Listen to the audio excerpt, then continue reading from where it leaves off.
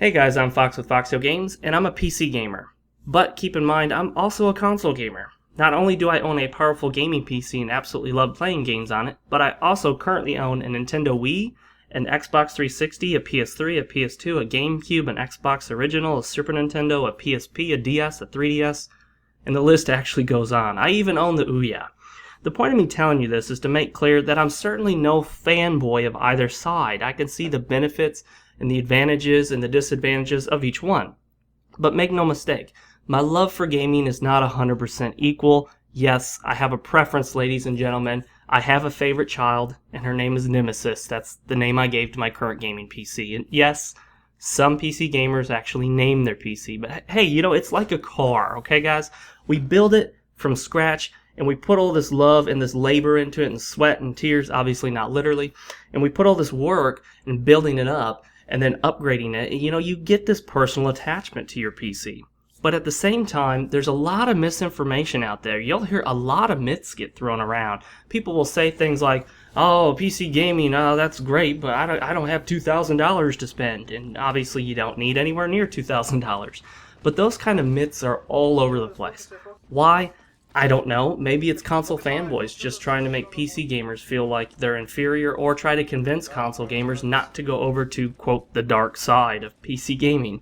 But I want to take you guys through some of the basics of PC gaming, teach you how you yourself can become a PC gamer, so that gaming on the PC is no longer this mysterious, weird thing that's just out there somewhere. I want you to feel comfortable with the idea of building your own computer, maintaining it, and then downloading, installing, and playing games on it. It's really not that hard, and especially if you have the money to get one that's already built for you, it's really, really easy with services such as Steam, even Origin, Desktop for indie games, and all sorts of other platforms that make it super easy to game on the PC. So in part one, I'm going to give you an overview of PC gaming by explaining some of the advantages of it. We're not going to focus specifically on the disadvantage because that's not what this series is about. I'll probably make a video in the future about consoles versus PCs and the advantages and disadvantages of each. But right now, I want to focus on why you should become a PC gamer by giving you some of the advantages of it.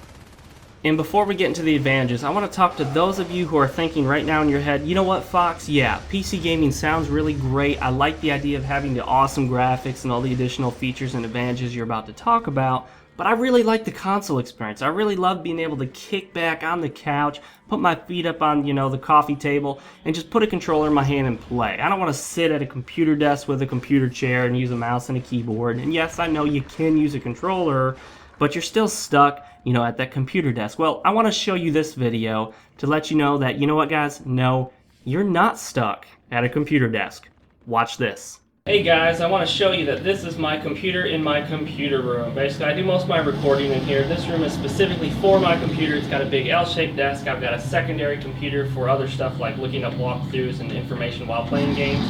This is, of course, Dead Space. It's on my Core i7 with a GTX 660 Ti and 6 gigabytes of RAM. And this is, of course, Dead Space. But I want to also show you that you're not limited to a desk, a computer chair, and a monitor when it comes to PC gaming. So, forgive me for a little bit of guerrilla-style camera work here, but I'm actually going to pop you right off the tripod, and I'm treating you as if you're the camera. And I want you to follow me into the living room, where you're going to see that PC gaming is about a whole lot more than sitting on a computer. This right here is Call of Juarez Gunslinger, running on a PC in my living room. Now this is an AMD Phenom, I guess it's an X4, I'm not really familiar with AMD as much. I got this from a friend for free basically. And I popped in an old GTX 460 that I had, so it's not as good as my other one, but you can see that it still looks really good when I'm running it. Now I have to hold this controller as well, so it's really hard for me to play while holding the camera. But you can see it runs nice and smooth. Alright, let's go ahead and pop it on the tripod so you guys can see what it's like. Okay guys, and just to show you that this is actually my PC in the living room, you can see there it is. There's my TV. There's my fireplace. You never have a fireplace in a bedroom that I've seen, at least. And let's go ahead and play some Call of Juarez Gunslinger in arcade mode. You ready? Here we go. I'm using a third-party controller that I have emulating the Xbox 360. One of my favorite third-party controllers, the Pro A Wireless Elite PS3 controller, actually. Designed for the PS3. And again, this is running on an AMD Phenom 64 with a GTX 460, and I think I've got 4 gigs of RAM in there. I need to double check because I actually just got this computer from a buddy who works at a computer company, and they just had this kind of sitting around. No one wanted it, and he picked it up, and I threw in my old GTX 460, which is what I upgraded from when I installed a GTX 660 Ti in my main computer in my bedroom. Well, in one of the bedrooms, which is actually the computer room. This controller has terrible dead zones, so that's why my aim is really bad. It's not really good for first-person shooters, but it works good enough for me. I don't require a lot of accuracy. I suck at these games anyway, guys, but I just want to show you that this is actually in my living room. And my wife can play Spore on this, which is kind of a more casual game. She really loves Spore. She stayed up one night till like 3 in the morning playing it. I couldn't believe it. I woke up at 3 in the morning, heard some sound, and I grabbed my firearm and went out thinking that something was going on, and actually it was just my wife in there. But 3 in the morning, I don't expect somebody making noise out here. Okay, so just to show you what we got ourselves into, let me pop you up the tripod again with some guerrilla style video work and show you that this is indeed my living room. This is not a bedroom. There's my nice comfy couch. Actually, this couch sucks. I need a new couch. But you can see that this is not a computer room. There's no computer desk here, guys. There's no computer chair. There's no computer monitor. I'm playing these PC games right here. Well, this one specifically, there's a lot more on this computer. Using Steam, which means that I can play the same games on this computer that I can play in my bedroom. Because it's all Steam. I just log into my Steam account and it actually saves the save games. So I can continue the same games in the bedroom over here in the living room. Really, really cool. Just pan over real quick to show you some of my games over here.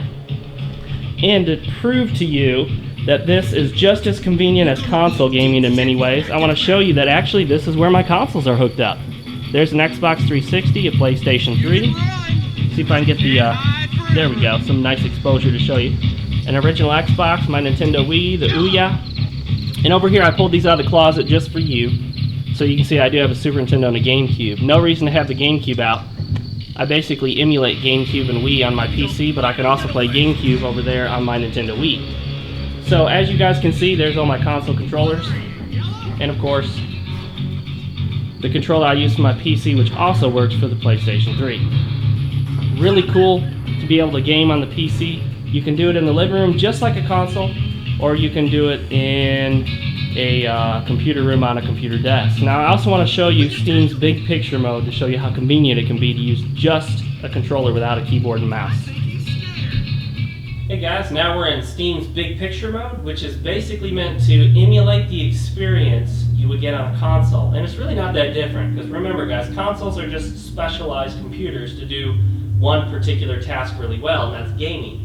So this is Steam's big picture mode, all being controlled, of course, with a gamepad. I'm not using a mouse and keyboard at all here. You can go into the store, actually find and download new games, some of which are free to play, some of which, of course, you have to pay for, or you can do what most of us want to do, and that is actually just start playing our games. Let's go into View All Games. You can kind of scroll through and see what you've got. And let's go ahead and launch Borderlands 2.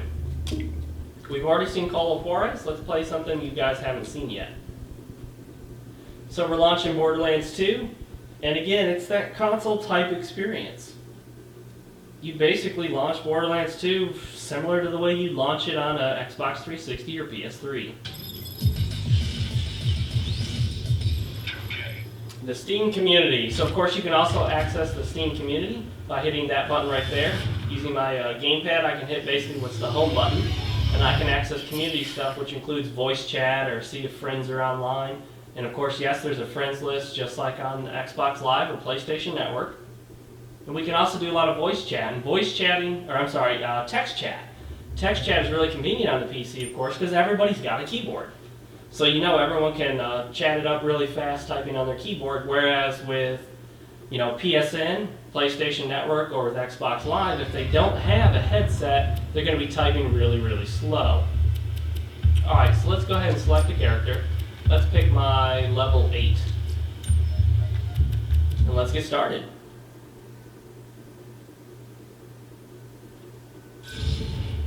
And we're in. Or at least we're warping to it. And it told us something's available. We're not interested in that. Alright, check it out, guys. Nice, smooth experience. Looks a whole lot better than the consoles do. Now, my PC fan just kicked in because I haven't set up the cooling process on my computer yet.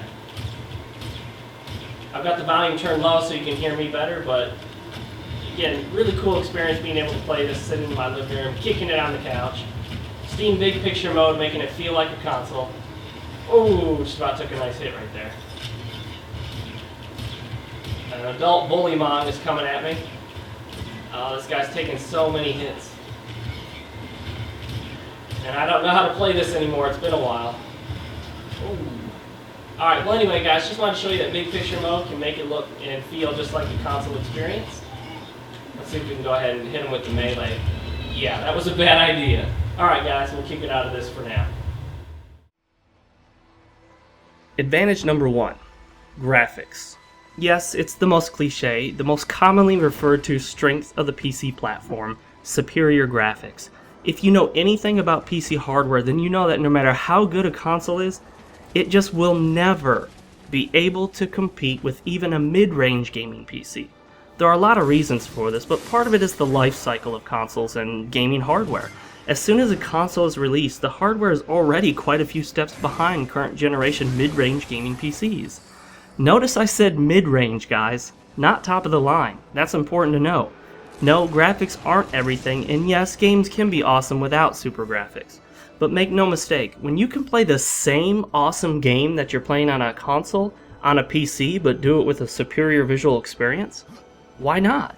For me, I hate screen tearing, and I hate frame rate dropping. I can't stand them. They grate on my eyes like nails on a chalkboard do to your ears. When it comes to consoles, there's nothing you can do about it. You take what you get. But on a PC, you can tweak the settings for either a visually smoother experience or for a more detailed experience. You can even upgrade the hardware to accommodate your desires. It's all up to you. You can spend around $400, $500 for a mid-range PC that will play current-gen games in much better quality than the current consoles, or you can invest a couple thousand in a top-of-the-line, everything maxed out to ultra settings gaming rig. When it comes to graphics, nothing beats the PC, hands down, no debate. Advantage number 2, mods. That's right folks, mods. And no, I'm not talking about hacking. Some console users know the term modding only in reference to hacking or altering their console. That's not what a mod means in PC terms. For PC gamers, mods are player-created changes or additional content to a game.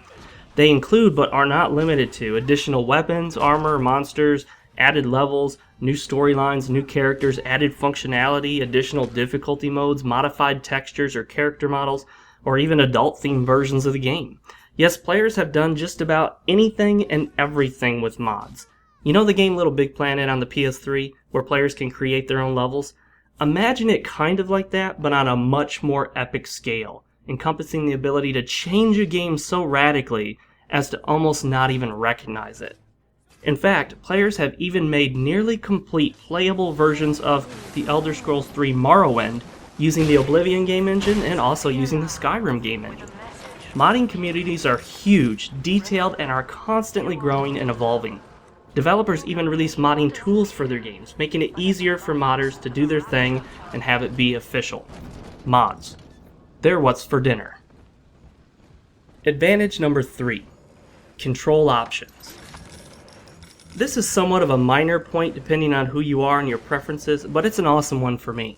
PCs have expanded control options over the consoles. Now yes, consoles do have additional controllers available, some first party and some third party, but no console features the breadth and depth of what you can find on the PC. First of all, you've always got the mouse and keyboard combo that is missing from nearly every console. And even if the console supports mouse and keyboard, don't even bother trying it in the game because most games don't even recognize it.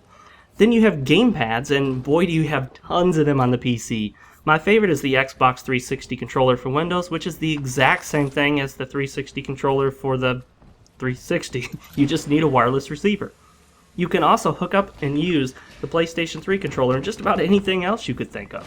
There are even dongles that allow you to connect and use console gamepads such as the original SNES or PS2 controllers. There are also a ton of flight sticks with rudders and pedals and all that good stuff. And remember guys, the PC is the flight simulator platform of choice. Advantage number 4. Super cheap games. You can get great game deals on pretty much every gaming platform, but nowhere are the deals more incredible than on the PC. And when it comes to awesome prices, Steam is out there in the forefront. If you've never been a PC gamer or have never seen Steam specials, then you really have no idea how ridiculously cheap games get.